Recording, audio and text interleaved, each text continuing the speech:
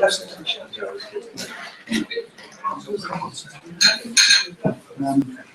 morning, everybody. Sorry, I'm a bit late.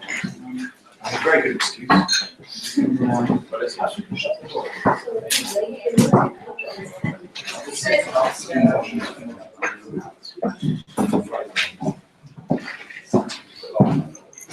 Can we shut the door, Graham? Oh, maybe it doesn't matter.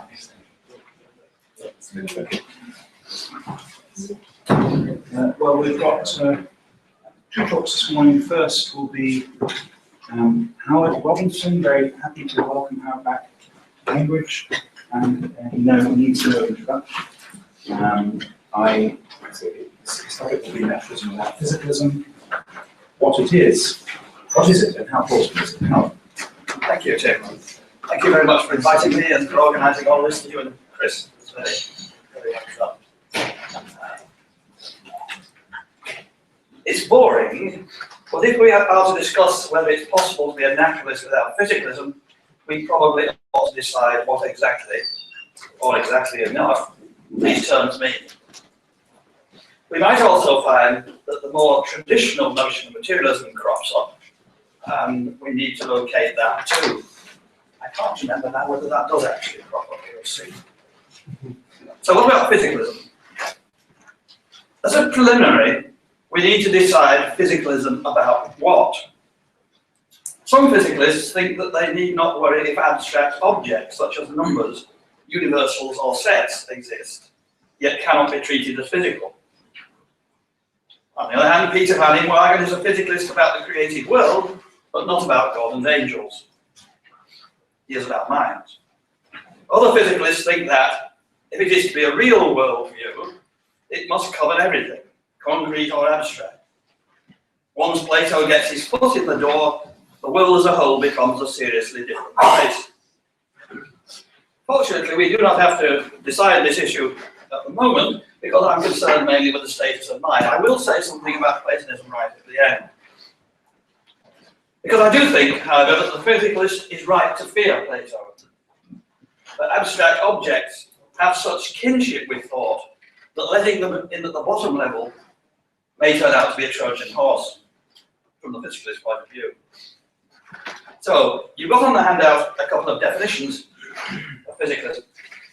Definition 1, the whole truth about the relevant portion of, or we should be talking about, the world is contained in a completed version of modern physics.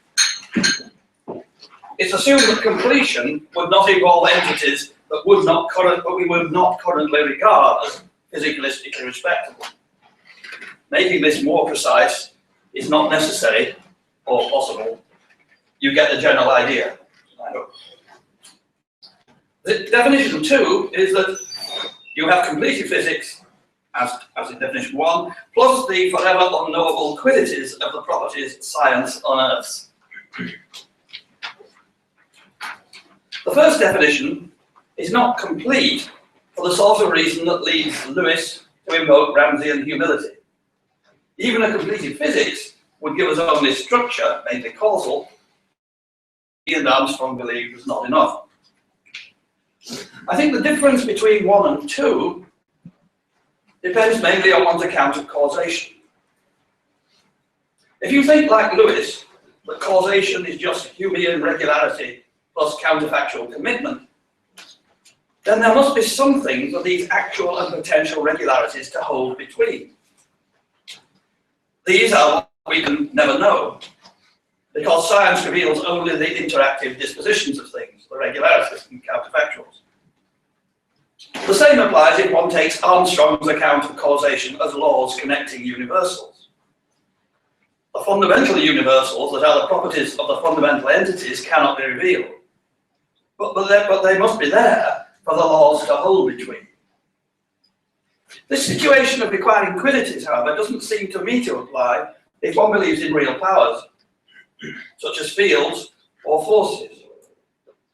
If the basic entities were something like Boscovichian centers of influence, which are sort of like magnets with no solid bit in the middle, or the quantum force field, taken realistically and not just as Lewis or Padilla would take it in a Humean fashion, then these would not demand some undiscoverable core, because the causal structure does not consist solely in the holding of certain relations between something else.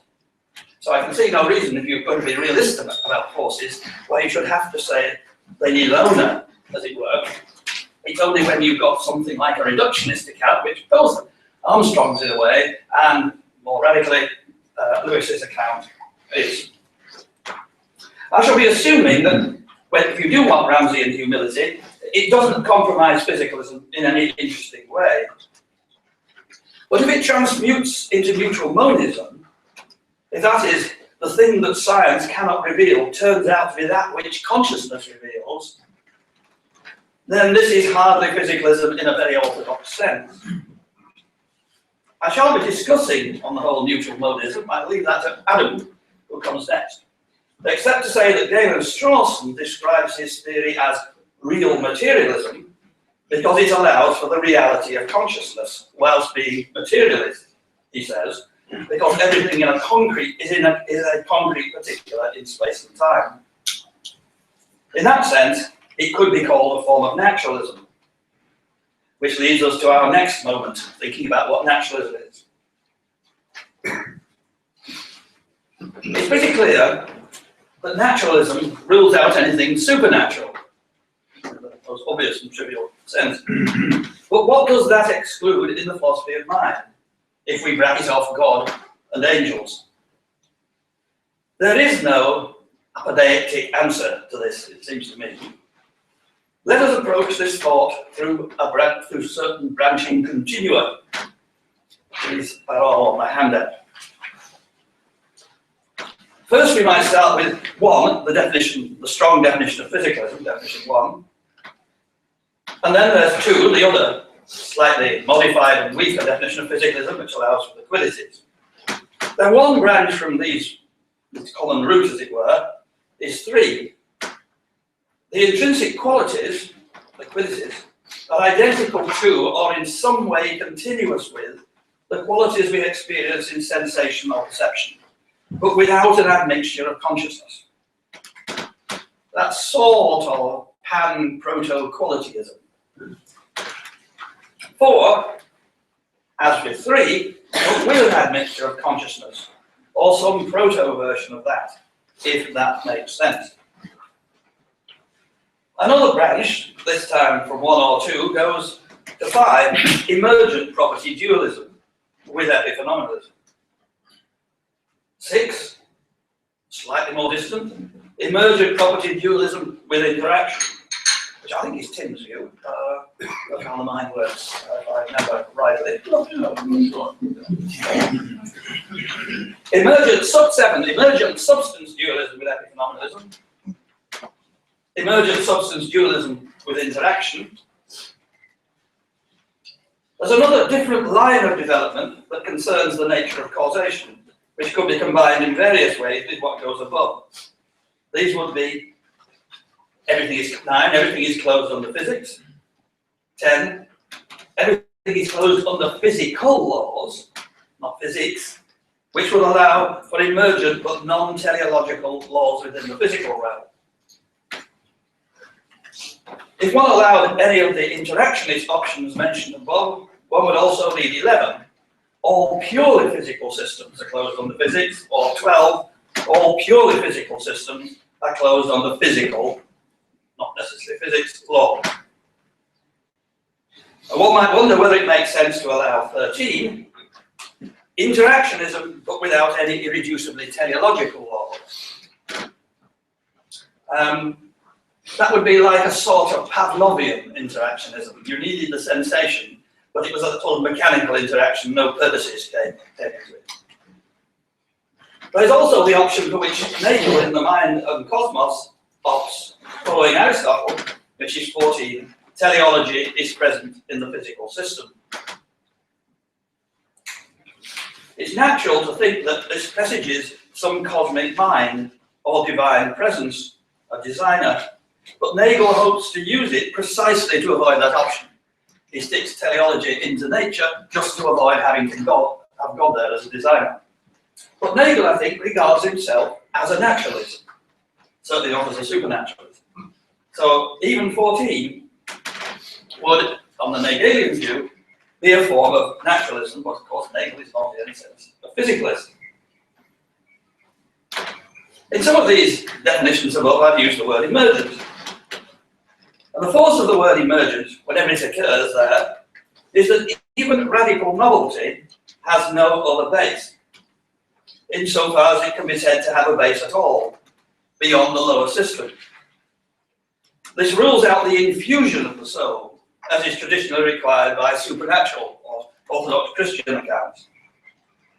So, emergence says there's nothing there responsible for it except, as it were, the lower bits, but goodness knows how they give rise to it. There's no natural explanation, as it were. But it's still there doing somehow. So we might also add 15, nothing mental that emerges can survive the death of the body. It would not be a straightforward form of naturalism if you thought something emerged that then was, as it were, self-sufficient in its own right, that you had a community of souls when the world passed away, though they'd been entirely produced by the natural system. So, of course, there might be no reason a priori why, if the natural physical system could give rise to something of a very different nature, why that thing that it had given rise to couldn't survive without it, if its nature was different enough, if it was an emergent substance dualism. We think we might make robots which would then go on after we disappeared, so why shouldn't, as it were, secular Cartesian souls, if the body can produce it, somehow be able to hang around to celebrate the achievements of the physical world that then passes away. Whether you would want to call that naturalism, it has natural roots. So is there anything in what I've said that could not be called naturalism or even materialism? Well, Strawson, Galen that is, has firm objections to emergence, at least of the mental from the non-mental, if not within the realm of the development of the mental itself. If Strawson's right, then anything that's truly emergent is not really a naturalistic system. Strawson's argument for panpsychism can be reconstructed as follows. Reductionism about experience is false. Physicalism is true. If reduction about experience is false, and physicalism is true, then if physical stuff is in itself, in its fundamental nature, something wholly and utterly non-experiential, there must be brute emergence. Therefore, if physical stuff is utterly non-experiential, then there must be brute emergence of the experiential. Brute emergence is an incoherent idea. Therefore, physical stuff is not in its fundamental nature utterly non-experiential. The argument is valid. Strawson regards one as intuitively obvious.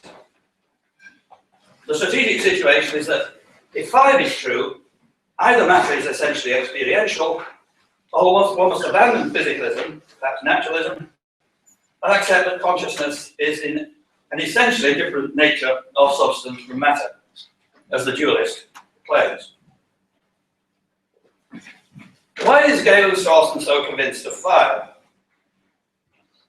There are, I think, 2 reasons. First, he argues that what are usually cited as cases of emergence, for example, liquidity arising from atoms that are not themselves liquid, are not cases of brute emergence, because the nature and the behavior of the atoms rationalizes and entails the liquid product. Once you understand how the atoms behave, you're in a position to see that the macro phenomena couldn't fail to be liquid. That is, there is no explanatory gap.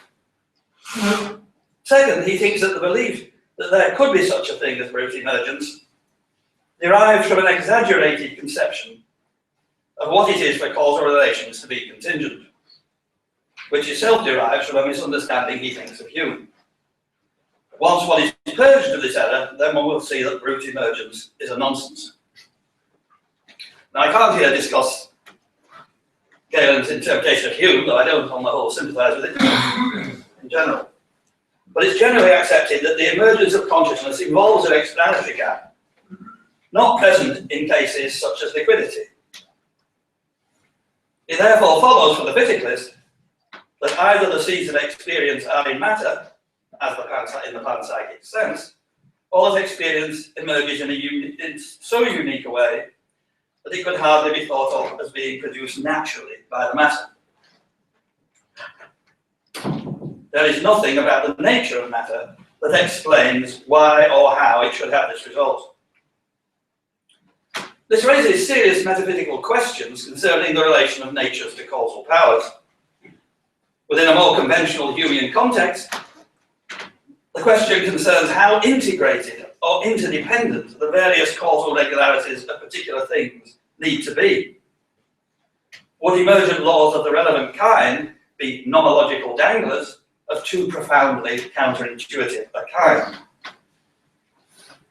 Well, I can't be the answer to this. But if you think that Causation is right about emergence, then panpsychism is the best naturalist option, but it's the only way to write consciousness into the natural system itself. I think that what these arguments show is that issues of plausibility of the various putatively naturalist but non-standard physicalist theories are more significant than just being an argument about a name, because they involve substantial issues about property dualism, about interactionism, about the status of emergence, etc. But let's look then. So that's my, as it were, preliminary remarks, trying to sort out the various options and how they're related, but without doing very much to provide any answers on the options. What I want to do now is to look at some actual naturalists who are not physicalists, who don't regard themselves as physicalists in the ordinary sense, but don't regard themselves as panpsychists or neutral monists either. And I'm going to have a look at McDowell, Rorty, and Hugh Price. We're going to find that they're all pretty peculiar. There are philosophers who describe themselves as being naturalists, whilst denying that they are, in the normal sense, physicalists. They are, so to speak, one step more liberal than non-reductive physicalists. There's a great variety of philosophers making such a claim, and it's not clear that they all have any one thing in common, beyond their affirmation that they are naturalists but not physicalists. I'll concentrate on what I have to say today on philosophers who find their inspirations for their positions in the later Wittgenstein supplemented, as they think, by Davidson. Prominent, who of course is one of the leading figures in non-reductive physicalism, so if you think that naturalism without physicalism is one more move over, it tends to be built on Davidson's emphasis not on anonymous monism, which would fit well with functionalism, but on his emphasis on the normative and the role of reasons and the bringing of this other stuff. McDowell's version of naturalism without physicalism rests on his doctrine of second nature. This is a tantalizing notion and peculiarly hard to explain and engage with. McDowell starts from what he regards as an Aristotelian conception of the ethical as rational and develops the notion from there. We've got a long quotation, which I will read, because if I don't, you won't have time to read yourself. I might just be silent. The point is clearly not restricted to ethics. Moulding ethical character, which includes imposing a specific shape on the practical intellect, is a particular case of a general phenomenon, initiation into conceptual capacities, which include responsiveness to other rational demands beyond those of ethics. Such initiation is a normal part of what it is for a human being to come to maturity. And that is why, although the structure of the space of reasons is alien to the layout of nature conceived as the realm of law, it does not take on the remoteness from the human that rampant Platonism envisages. If we generalize the way Aristotle conceives the moulding of ethical character, we arrive at the notion of having one's eyes open to reasons at large by acquiring a second nature. I cannot think of a good English expression for this, but it is what figures in German philosophy as Bildung. This account of second nature can be regarded as a theory, in the sense that it's an attempt to come to grips with and solve a problem, namely, the relation between our physical nature and our psychological nature. Am I, by the way, speaking at the right volume and at the right speed and all that kind of thing? Yeah. So, the relation between our physical nature and our psychological nature, or maybe between physical nature as a whole and psychosocial reality as a whole. Well, this understanding naturally gives rise to a demand for an explanation, in something like detail, about how the relation between these two realms works. McDowell firmly rejects the demand for such an explanation. In regretting the fact that in previous writings he'd used the term foothold to suggest some kind of articulable link between the two, McDowell says, 2008, I should have restricted myself to the obvious claim that the second nature is no less natural than the first nature.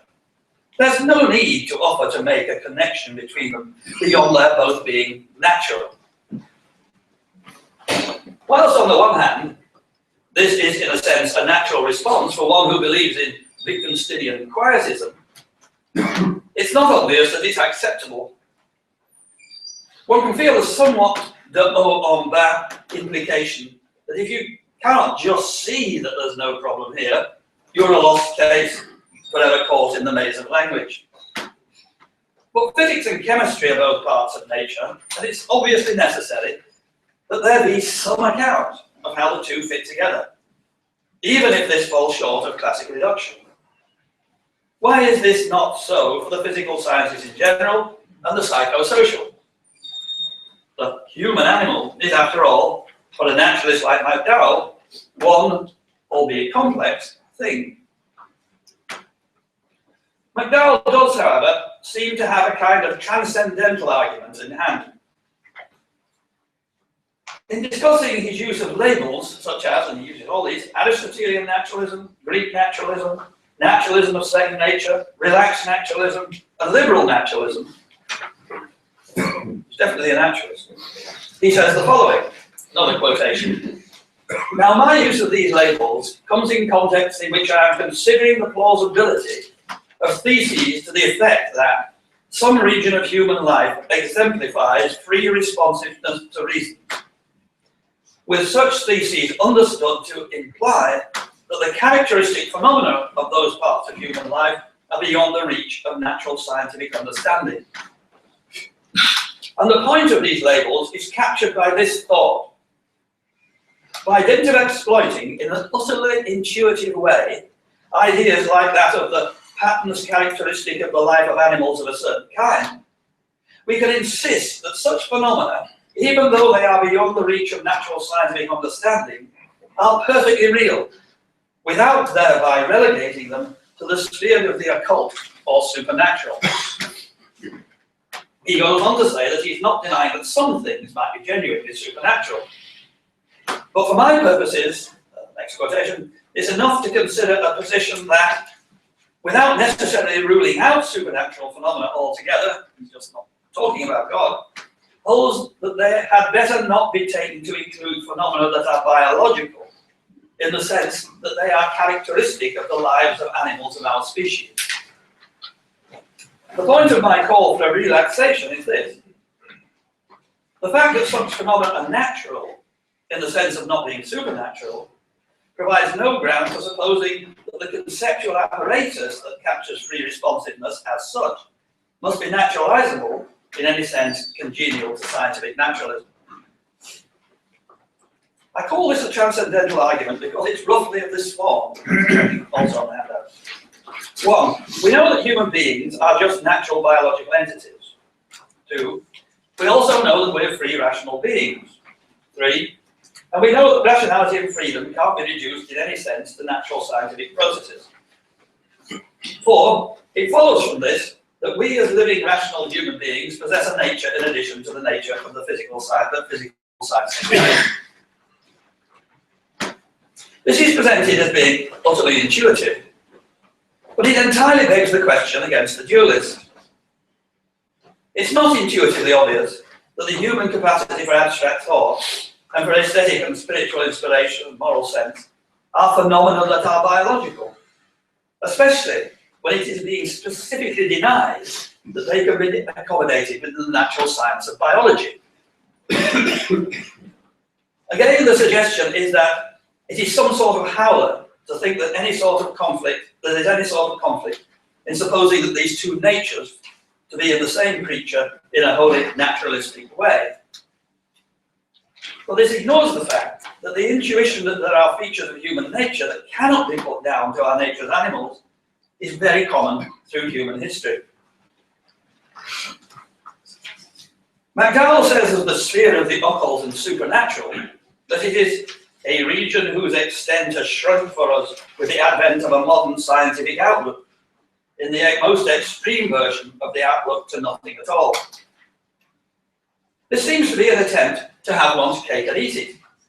On the one hand, the modern scientific outlook has led us to believe that there's nothing about the human being that is not in some naturalistic sense biological. On the other hand, biological science cannot accommodate the most typical human phenomena. Can you have it both ways? Perhaps it's not clear what McDowell would mean by naturalistic, nor by the contrasting categories of occult and supernatural, words seemingly more used for their emotive force than for any exact sense. Does his naturalism allow for the kinds of options I mentioned above, property dualism, or even substance dualism, or interactionism, so long as there was no question of the immaterial component being able to survive the body? Is it compatible with belief in the closure of the physics, of the behavior of all physical elements? I think he believes that it is not compatible with the latter, and he might simply regard the former as an unhelpfully ideological and theoretical characterization of the situation. I talked with him a bit about this in 2010 in Canberra, and I asked him at one point whether he believed in physical closure. And we didn't pursue the discussion much, but I'm pretty sure he said no. Now that might be because that would put him pretty much in the class of a British emergencist, which doesn't go easily with Wittgensteinian quietism, in my view. Or it may be that he follows along somewhat Nancy Cartwright-ish, or what's his name, chap Exeter? On his view of science, so that there isn't really a unified science at all. There's only just different ways of explaining different things for different purposes. Of course, you then have multiple natures, not just second natures. You weren't careful. So I don't know what he thinks about that, but other people say he can't possibly think this. But I think he said that he doesn't believe that the world's spoken from the physics. McDowell's refusal to explain himself and his reliance on persuasive definition mean that he throws little light on how the distinctively human characteristics he calls second nature can be part of nature in any secular sense. Next bit, Price and Rorty. There are others coming from a similar orientation to McDowell, Wittgenstein, Davidson, who are not so reticent about developing their positions. They are explicitly pragmatist, and therefore closer to the scientific paradigm, and even want to attribute such a view to the later Wittgenstein. Rorty, Horwich and Price, I'm not going to talk about Paul Horwich, are examples of this. Price distinguishes two kinds of naturalism, which he calls object naturalism and subject naturalism. The former, object naturalism, is the standard naturalist view, that all there is the world as studied by science, and all knowledge is scientific knowledge. It's represented, for example, by the naturalism of Armstrong, Lewis, and Jackson. It's like the ordinary physicalism. Subject naturalism is less familiar. I'll quote on the handout. According to this second view, Philosophy needs to begin with what science tells us about ourselves. Science tells us that we humans are natural creatures. And if the claims and ambitions of philosophy conflict with this view, then philosophy needs to give way. This is naturalism in the sense of Hume, then and arguably Nietzsche. Price endorses the priority thesis. Subject naturalism is theoretically prior to object naturalism, because the latter depends on validation from a subject naturalist perspective. According to Price, the problem for object naturalism is to find a way of coping with various recalcitrant phenomena within the framework of the world as studied by science, right? Knowledge, argument, consciousness, and all that sort of stuff. He twice gives a list of such problems, which may seem to differ only by a natural abbreviation. They are as follows. Common candidates for hard problems for the object naturalist include meaning, value, mathematical truth, causation, and physical modality, and various aspects of mentality. This is invoked later. How are we to place moral facts, mathematical facts, meaning facts, and so on? Price's solution is radical. It's a mistake to think that when we worry about these things, we are worrying about things of a certain sort, which we know from experience are there. This is the material conception of the problems. The alternative is the linguistic conception, according to which the issue concerns coming to understand how we use the term X in our language, but where some object X not where some object X fits into our ontology. So we concentrate on how the natural subject deals with these topics of discourse, not where their supposed subject matter fits into scientific ontology. This is where Price's abbreviation of his list becomes salient. But what has gone missing is various aspects of mentality. Perhaps some aspects of mentality, intentionality for example, are as plausible as candidates for the linguistic treatment as the other things he mentions, which doesn't mean that any of them is very plausible. But to claim that the hard problem of sensations and consciousness can be treated by means of the linguistic conception has no plausibility whatsoever. Perhaps it is no coincidence that none of the consciousness, sensation, or hard problems occur in the index of Price's Naturalism Without Mirrors. A form of quasi-realism might stand a chance for modality or morals, but it's hard to see how it can work for consciousness. Rorty, in his defense of quietism, is more direct than Price and has no reservations. For the subject naturalist, the import of Price's dictum that we are naturally creatures in a natural environment is that we should be wary of drawing lines between kinds of organisms in non-behavioral and non-physiological terms. This means that we should not use terms such as intentionality or consciousness or representation unless we can specify, at least roughly, what sort of behavior suffices to show the presence of the reference of these terms. For example, it goes on, if we want to say there is something it is like to be a bat or something it is like to be an earthworm, we should be prepared to explain how we can tell, to specify what behavioral or physiological facts are relevant to the claim. Otherwise, we are inventing spooks to make jobs for Ghostbusters. Facing the suggestion that his emphasis on behavioral criteria is reminiscent of a positivist verificationism, he says that it's not a product of a general theory of meaning, but an insistence that, quote, rather the traditional philosophical distinctions complicate the narratives of biological evolution for no good purpose. If quietists of this type have abandoned the metaphysical imperialism of scientism, they have adopted instead a cultural imperialism of science. But the linguistic conception cannot explain away second nature for a further reason, namely that it presupposes it. To regard something as a language rather than just a series of sounds is to mark up, sounds and marks already sets it into a human context. Calling it linguistic behavior does not somehow reconcile the fact that the words are just physical noises, reconcile that with their meaningfulness. Rorty, of course, was one of the original eliminativists about sensation, claiming that he did not want to fight again battles that Wittgenstein had already won, namely in the so-called private language so-called argument. Well, their strategy is indeed, if we accept that the anti-private language argument is the price that one must pay for quietism in the philosophy of mind, then I would happily let others pay it. One can, I think, be confident that McDowell does not want to go down the same path as Price and Rorty, even if he's sympathetic to the anti-private language argument. An aspect of Wittgenstein that I don't think John McDowell has written much about. I may be wrong about that, but I don't know if he goes deeply into it. And I'm sure he wouldn't agree with Malcolm on dreaming, but I don't know if he'll read about that either. Yeah, he wouldn't want to go down the same road as Price and Rorty, even if he's sympathetic to the anti-private language argument.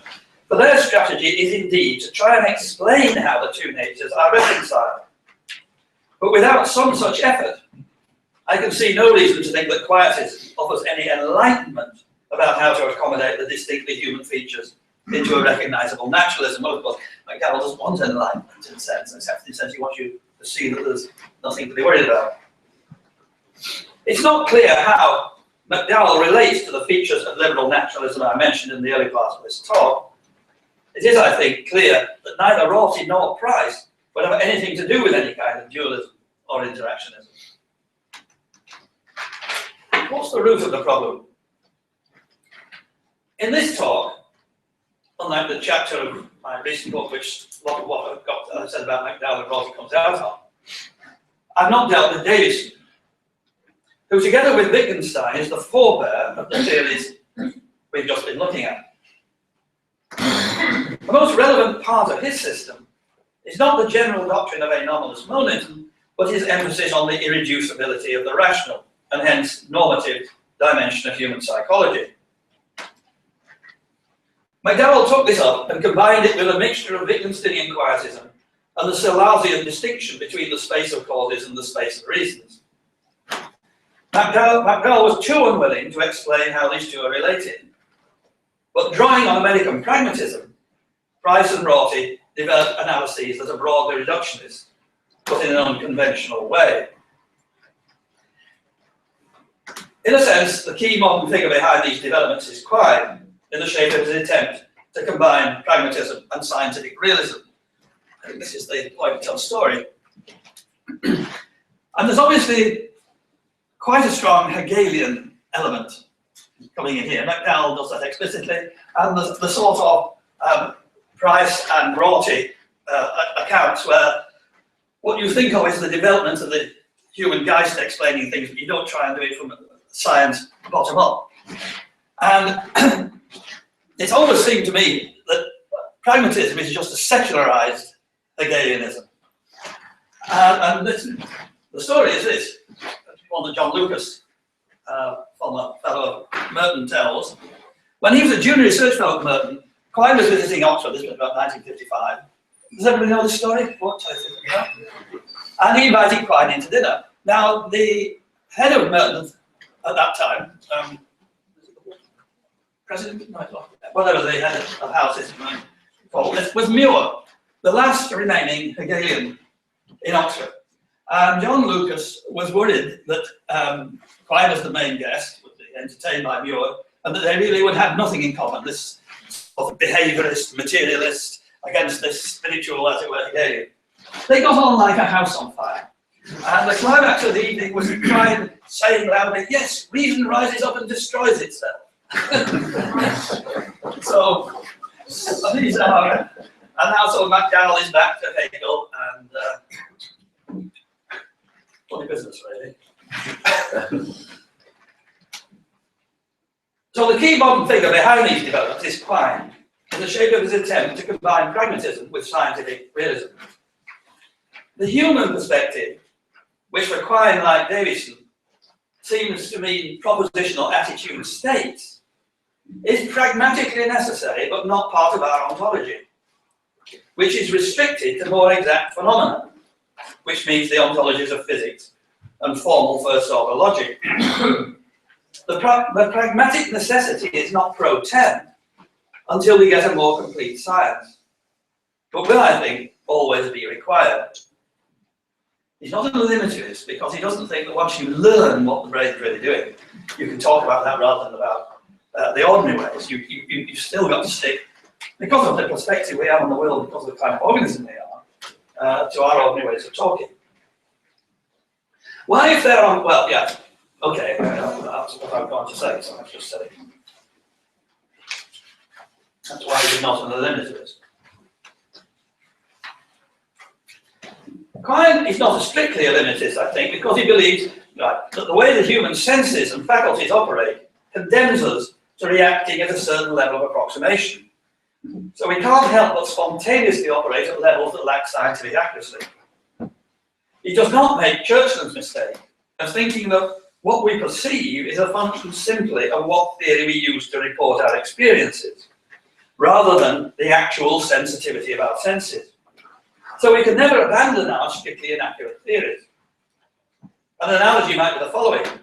Our colour perception does not map objective differences in objects, but no amount of learning the differences between reflected and illuminated red will enable us to tell them as different. Quine doesn't talk much about these issues. The mind-body problem seems hardly to figure explicitly in his writings. Davidson's the same. I'm not very sympathetic to Dennett, but both Dennett and Davidson are interpretationalists about the mind. But by 1991 or 2, when it was, Dennett realized he had to actually talk about consciousness. I wrote a large book, which one may not agree with, I certainly don't, but it's full of science and it's full of arguments, full of facts and full of arguments. It was a real attempt to deal with it. I think Davidson belonged to that school of post-late positive philosophers who would say, Quine, I don't know what you're talking about. No such thing. It was just below him to concern himself with things like that. And that's his bizarre view. And Quine is not that different, I think, from that. He never really approaches these issues head on. All right, stimulus meaning and all that. But that's hardly really coping with raw fields in the sense that Feigl tried to.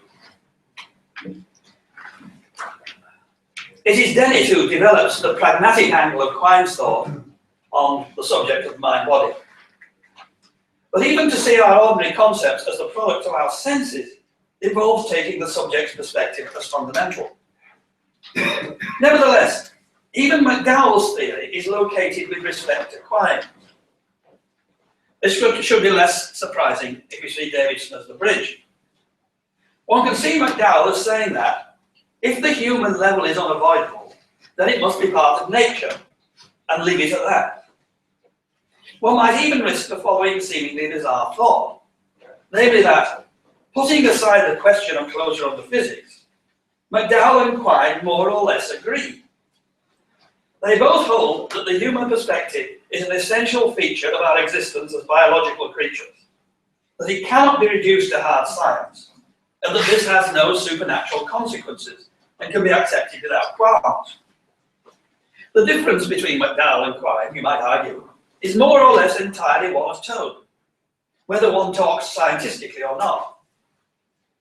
Price and Rorty, though not object naturalists, as Quine probably is, are more blatantly scientific than McDowell, and might be thought to bridge the gap, so to speak, between McDowell and Quine.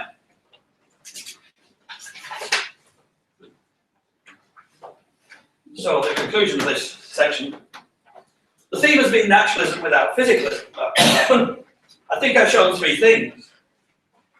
McDowell follows up from Davidson's rather enigmatic appeal to normativity and ties it to a certain Wittgensteinian spirit of philosophical pietism, but fails to explain how the doctrine of second nature, that is the product, can be any sort of naturalism.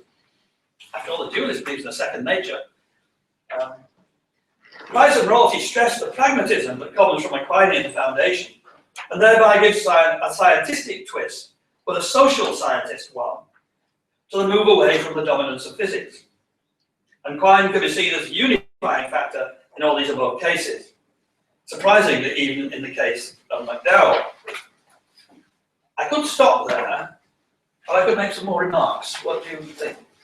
Let's stop there and then we can have a question. You can make remarks in response to questions. Right. Yeah, probably the questions won't concern the things I can make responses on, but I was going to say what were the general conditions for naturalism not working at all be? But I won't do that. Okay, thank you now.